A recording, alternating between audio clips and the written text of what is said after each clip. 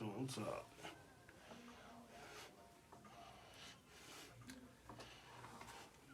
Welcome to Culturally Biased, where we discuss everything in the culture, for the culture, by the culture. I go by the name of Shiz Penn. It's your boy O. Episode 16. What's going on, man? How you feeling this week? Feeling pretty good. Same as always. Understand. Same as Understand. always, Weather's man. nice out. We have the pleasure of having a guest in studio today. World renowned, Black excellence. viral sensation. Yeah?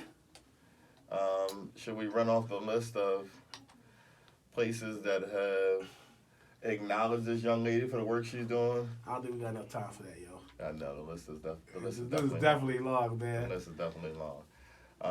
Welcome to the show. We have the student loan doctor. Excited to be here. How are you? I'm really good.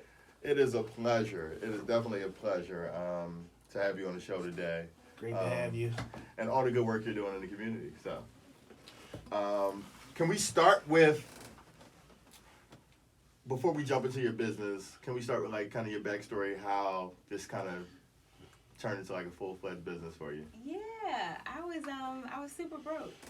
I know the feeling. Yeah. So the business actually is a beautiful accident, but nothing really great is by accident. Initially, when it got started, I was really just trying to help myself and kind of work through my own personal finances, really like pay down my debt. Inside of the program that I went through, which was hosted by Dave Ramsey, Financial Peace. Great program. It's an excellent program. The part that was really missing, I've told Dave and his team this, I have, was that there wasn't a lot of focus on student loans. And so that's my professional background. So what started to happen is that I would help people after church with their student loan debt. Okay. Now, I was only doing that for a few people that was in my class. And then people from the community started to come in. It was held at a church. Okay. And then I'm like, now Jesus didn't say everybody for free. I didn't hear that word. So long story short, I started meeting with people still for free at Corner Bakery. Yep. Cozy. Those were my two offices, right? I had two locations. And I remember it hit me one day. I really sat at Corner Bakery on City Line for like maybe from 9 to like 7. Back to back. I had a 2-hour lunch break. Again, this is all free. And I was like, no, I got to figure out how much. Wait, 9 to 7 p.m.? Yeah, I was there all day. That's Jeez. crazy. Yeah, I was committed. They ain't never they ain't never tried to throw you out of there? I was flirting with the manager. I had a strategy. Yeah. Nope, I still owe him a date. I can't cash in on that, sir. Cash in on that joy. That's when I knew it was time to get off. He started pressing on me. I was like, He kept saying, yo, what's up with that date, He was man? like, when we gonna get together? It's all man, my calendar set up. So long story short, nobody ever missed their free appointment. That's the funniest thing. Like literally, I would have people waiting at the next table over with their pen and paper. I've never seen anything like it. And so then ultimately, I remember I put it on social media. I was like, I got the keys, and it was an office probably like the size of the one we're in right now. I was super proud of it. I remember that post. Yeah, and it long story short, 11 people booked that night. And my girlfriend, Ranisha, she owns Credit Medic. She said to me, the way you do it is 1 or 2 clients should be able to pay for the office. Like, that was the math behind it. I'm like, how do you know if it's time?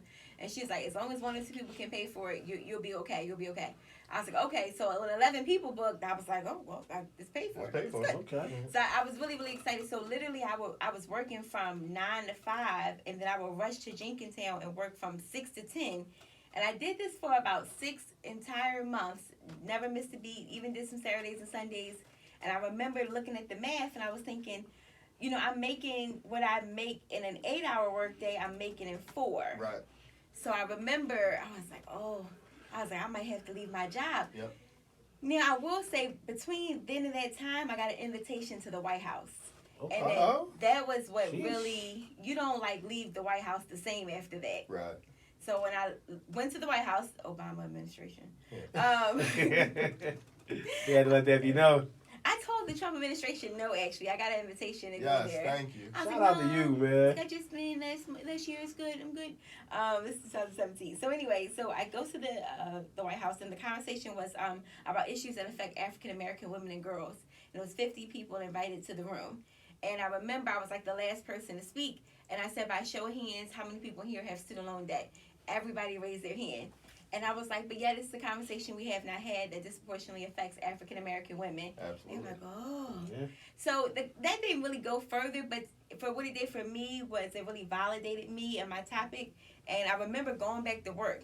Like, you just don't go back to work the next day acting From the normal. White House, Yeah. like, Not from the White Hey, House. You how know are what? Let's knock this 40 out this week.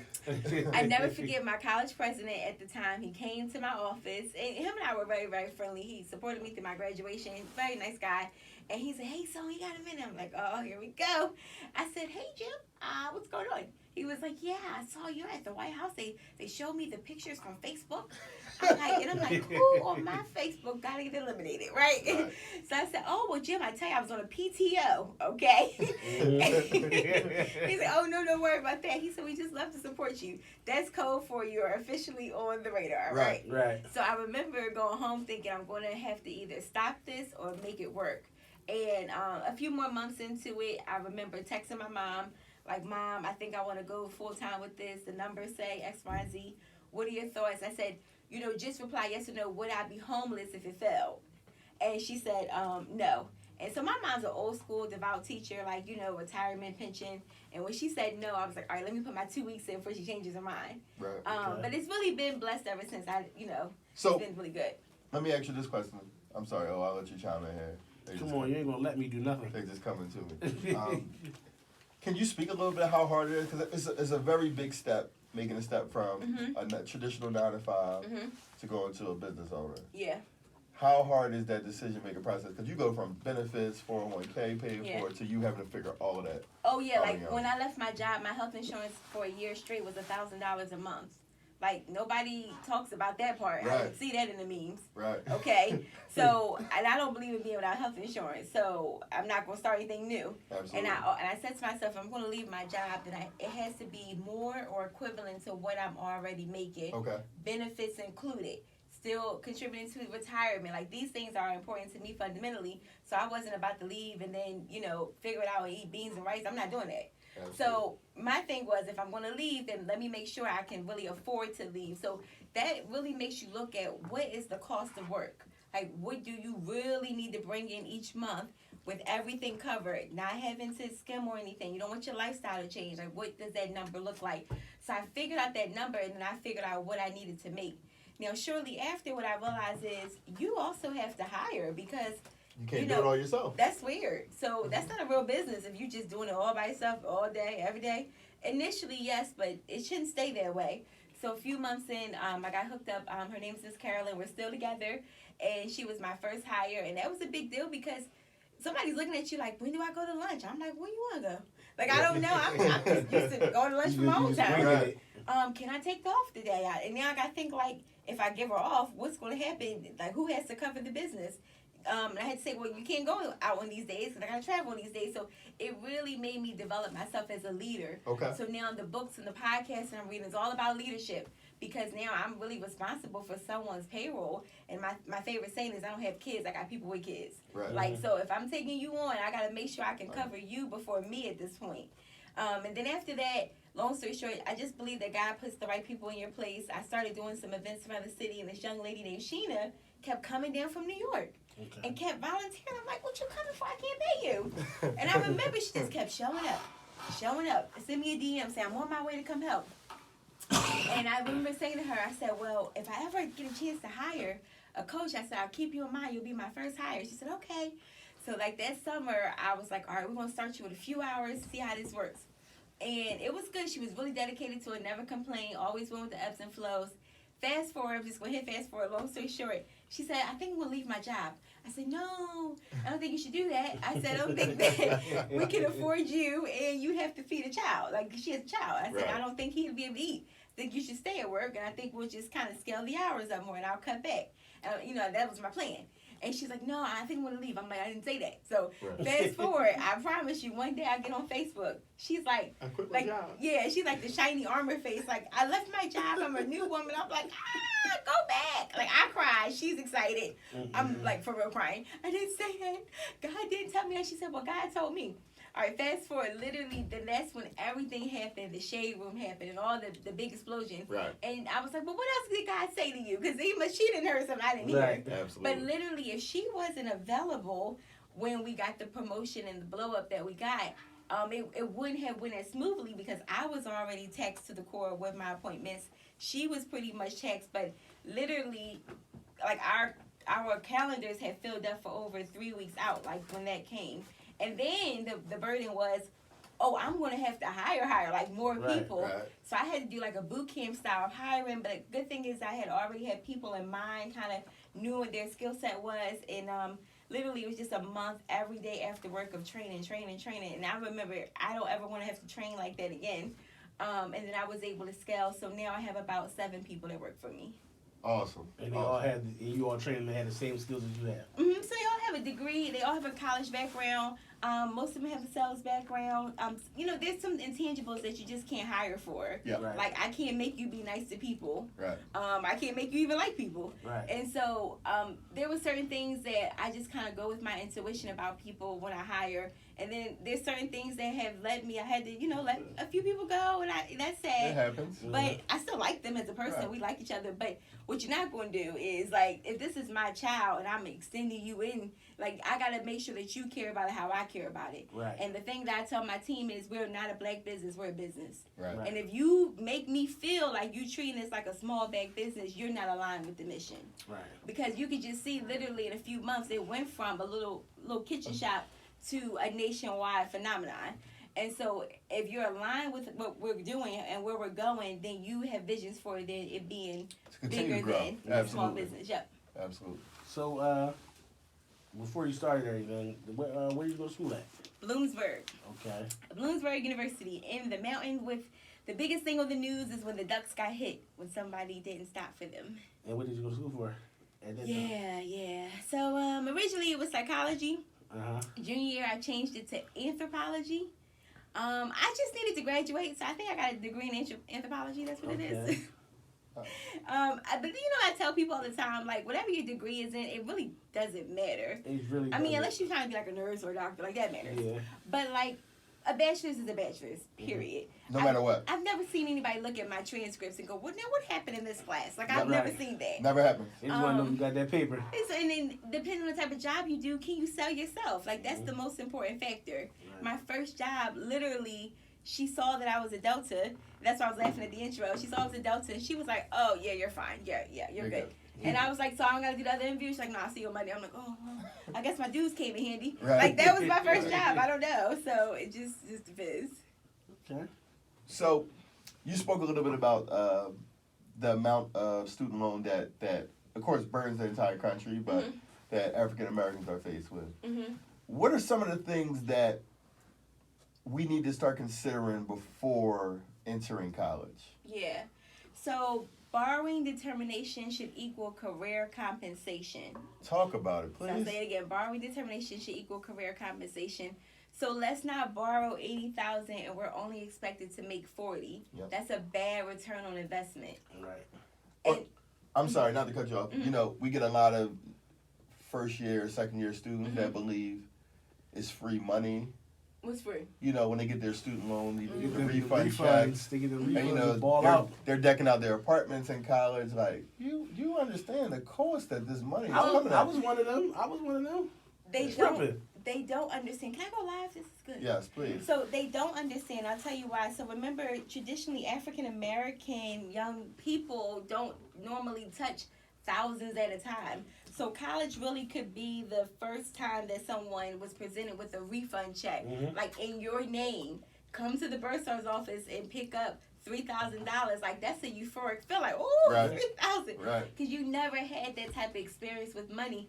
You may have not even seen your parents except for tax refund time with that experience with money. Yeah, And right. then if you saw your mom with it during refund time, what did she do? Spend it. Yeah. There wasn't a conversation about save, return, or it was like, oh, we're going to get this done.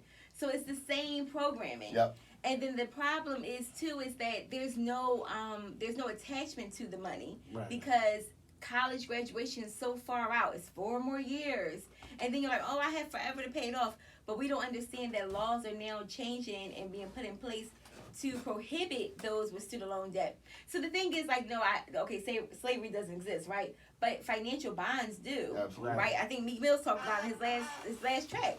Take away your bread, like, there you go. So the problem is when you go to home buy, you have over 50,000 or 60,000 in student loan debt. You're told from the bat no. Right. So now you can't get a part of the American pie. You can't even get a land. You can't buy a home because you have a degree. Mm-hmm. And then what really sucks is when you go to work and let's say you're making 40 and Bob's making 40. You look to your left and Bob has no student loan debt and you do. Right. It's a different type of 40. Yeah. That doesn't Absolutely. even feel the same. So now you're not even as motivated or excited to be at work because your bills look a little different than his does. And so I remember sitting in class, I forget her name, and she was just like not excited about the class, like she was gonna fail. Mm-hmm. And I'm grinding like I can't fail. And I'm like, well, I was like, you don't want to study, you don't want to try. She was like, oh my gosh. She was like, my college is paid for. I'm like, well, who paid for it? Like, what scholarship was that? She was like, oh no, my uncle, when he passed away, he passed down some money and it was just from my college. Uh-huh. She was like, oh, I'm good. I have a certain amount I could take I could take a few more classes over. And I was like, wow.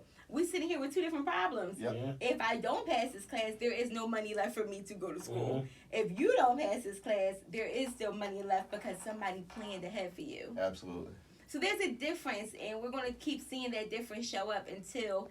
So my thing about millennials is that, no, maybe this isn't the generation that's going to get out of debt, but maybe this is the generation that will have their children or their children's children out of debt because of all the information and knowledge that we're learning.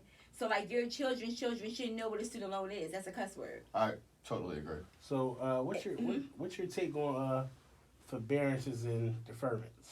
So, it's a cuss word. No. Please. No, deferment's not a cuss word. If you're in school, like, you need a deferment. But a forbearance is the thing that people just keep using until it runs out, and then you didn't know it ran out, and now you're in default. So the thing about forbearance is if you need it because your employment isn't right or things are shaky, you should use it. But you shouldn't use it if you don't need to use it. Right. Most people put the cart before the horse, meaning they get their apartment or their house, they get their car, and then their student loan payment. But in theory, it should be student loan payment, home, then car. Okay. That's how the government sees it, but that's not how we see it. Right. So when people come to us like, I'm always in deferment or forbearance, I just don't know. Well, that's because your money has no room now for a student loan payment. Right. You put things there before it. A new car. And then the new car syndrome. Every 2 years, somebody got to get an upgrade. Well, you keep upgrading every 2 years. What's going to happen is you're going to find yourself with always having a car payment. Right. If you eliminated the car payment, you could pay your loans. Right. So it just kind of depends on what priorities. And the thing is, like, you shouldn't feel ashamed because most people don't have these conversations with money. I sure didn't have these conversations with money. But when you know better, you do better. So it doesn't matter for people until they're trying to buy a home, until they're trying to have good credit, until they have children. That's when things start kicking in high gear for people. Okay. I totally agree. But when we look at like forbearance, to your point, with the access to information that we have today, we're just being ignorant to something just because we want to, right? Or you didn't get the job you thought you would get coming out of college, so now you don't want to pay back the money you borrowed.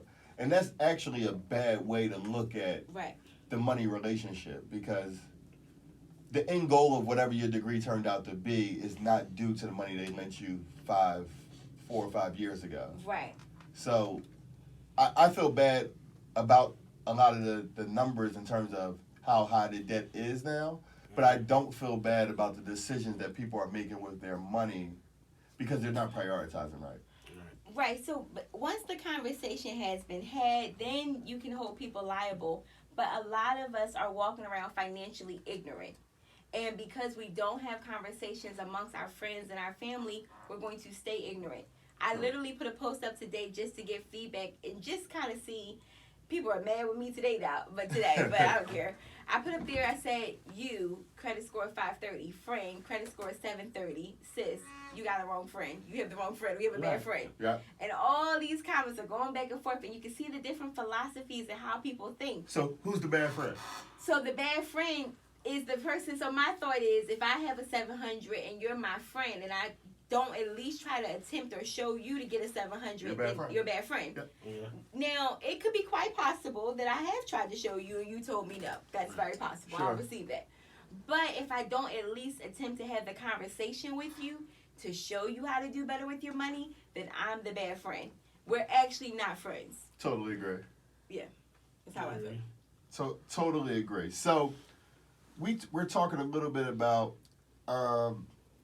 what should post graduation. What's the first thing we should do preparing to pay back our student loan debt? You really have to take inventory of what the payment estimated to be. So, you get that first letter in the mail, like, you owe $1,000 too much, right? Yep. Mm-hmm. And then you just you rip it up, throw it away. Okay. What you really should do is consider all of your options. What a lot of people don't know is there are about 6 or 7 repayment plans that are available. They're still available through the Obama administration. So while we have Trump in office, they just don't know what to do with student loans. They still have Obama's plans in play, which means you can still take advantage of affordable plans. The other thing is you do have to live below your means. And that's a big thing for people. I said earlier, if you look at someone, you never can tell what's in their bank account or their credit score. But we live in a society, unfortunately, that, a Gucci belt says wealth. No, they could have bought it with their last dollar. Yeah. Yep. Or somebody's holding a Louis bag or a Gucci bag, whatever. And then it could be $1 inside. So we just live in a very pretentious society. And so, unfortunately, that keeps the stigma going. And then that's how I say to people all the time, like, I feel like since I started this business, I know who's broke. I just feel it on them. It makes me itch. And because I do help a lot of popular people in the city, I wouldn't say any names, of course. You'd be surprised. Oh, everybody broke. You know what I'm You'd be saying? Like, surprised. yeah. You'd be surprised. And I really give credit to those that are saying, like, girl, I don't want to live like this no more. Right. It's hard to be a pretender. And it's really hard because you feel like you got to live a certain way because that lifestyle is dictated by social media, if that makes sense. Right. Like everybody is fake living their best life on trips. The cost is too high, though, when you think about it at the end of the day. You're in debt. Mm-hmm. You're robbing Peter to pay Paul. Mm-hmm. Mm-hmm. You're overspending. Mhm. Like, at the end of the day, eventually it catches up to you. So, Yeah, crazy. and I think what's going to happen is ultimately we find out who great pretenders are. yeah. And, and it's no judgment. Again, they're just going by what they know, what they think they know. But we really are in an age and time where people really appreciate authenticity. Right. And that's what, I strive to be, and that's what I try to share. And, I always start off my talks with, like, I was the overdraft queen. Now, if you know what that means, you'll look down like, oh, I'm still there, and then you should be listening as to how to get out of that space. Yep. So I feel like us as a people, like, we have to show that we have money. Like that's the first thing we have to do is like, okay, I have money, I want to go buy Mhm. stuff. So with that being said, is there like any like low payment options for like paying back your loans? Mm-hmm. So the repay plan, the pay plan, the IBR plan are all still great options. It's going to depend on how much of the loans you owe, who you take care of, and how much you make. Unfortunately, what I do see a lot of times is that, as African-American couples, let's say they decide to get married. Mm-hmm. Bob has loans, Susan has loans. All right, that's not African-American names, but you get it, Yep. right? What happens is nobody's taking in consideration all this loan debt is now that they're now seen as a joint entity in terms of salary. I never said this, that the salary wasn't there. It's the debt. So now if let's say we get married and I have 80,000 and you have 60, that's 140. And then let's say I make 90 and you're making 90, we're doing great. Oh, so y'all make 180? So now it's 180 being looked at with your payment. I know that payment very well. Yes. That payment very well is scary. So what happens is now you have to think, do we need to do married file separate? These are all the conversations you have to really start to have. Yep. Or maybe we just good friends forever. I don't know. Because at the end of the day, like we may not be able to do, it's a business. We may not be able to do well together if you have astronomical debt, I got astronomical debt. Like maybe that's not the plan. Sure. And so now you got to start thinking about on your second date. So how much did you say you owe? These are the questions you gotta ask when You you're do have to dating. ask those questions. I want really to do. I want to know your credit score, how much you owe, how much you in debt. Yeah, I don't know when's the best time to ask those type of questions. They have to be asked. They have to be asked. And I always tell young ladies, because I get this question a lot, especially in my DM, Lord, like when you're dating, what is important? Do you think that, like, so people are really asking me, like a lot of young professional women always ask me if they're dating someone that has bad credit, do you help them? Do you not date them? And credit really is just a number. And credit can go up and it can go down. So I don't think you shouldn't date somebody because they don't have good credit. So I think I want to see the score, though, because I want to understand your buying history. Exactly. Your report, like, yes. understand your buying history. If you got 3 repos, yes. like, all right, I'm out of here. Now, so what? I'm out of here. Right. So what repos probably tell me is that you're not committed to the repayment plan. You may not be too committed to me. So I might need to understand your buying history to understand your pattern and behavior. What I tell a lot of people is that credit history or credit reports is just like a relationship history. Imagine before you start dating this woman, right? And you got a printout. You would then make a real firm decision if this is somebody you want to date. Totally agree. Did she stop talking to people after 2 weeks? Did she cut them off? Did she ain't pay them back? I don't know. Totally agree. So that's how I feel like the credit report is very, very similar to. And we do have to understand that, like, marriage is a business. Like, Mm-hmm. I believe I'm going on married 10 years. It's 70-30 probably. It's 70% business, 30% relationship. Because everything we do has a business aspect to it. The home we can afford, the insurance we have, your student loan debt, my student loan debt, it all plays a factor. So we actually... You have children? I have 2. Okay. We actually do more business. The relationship stuff is cute, but it's more business at the end of the day. Yeah, if you're in a relationship and you can't get to business or do business with that person, it's really not going to work because love does run thin, looks fade away, and all you really do have is the things that you've come together on. And I feel like you could do good by yourself, but you should do better with the next person. Absolutely. Or be by yourself. Because it's hard to carry dead weight uphill. It is. It's definitely hard. It is. You can't live your best life if you're doing that. So you do have to think about the person that you're with in terms of what do they add value to you. Are they helping you align? Are they aligned with your goals? Helping you get to your bigger goals? Those things are important. And I think that we don't have that conversation enough, especially in the millennial era, because everyone is like so hung up on memes and what relationships should look like. But at the end of the day, like, I need to know that you're about my business, about how I'm about my business. Absolutely. Because if not, then you're a distraction. Right. And that we must not have. Like, can't have that. No, absolutely not. Time is a valuable resource. The time you can't get back. Money you can make more of. Facts. Right. So, get my time back. Should there be college prep course, how they offer college prep courses? Should they be offering something, or should someone be offering student loan prep? I do believe that our high schools are not preparing students for the real world, and I think that colleges have a burden too. So what happens is when you go to college, and I know this because I used to work at one, and you take out financial aid, that's called Title IV funding. Yep.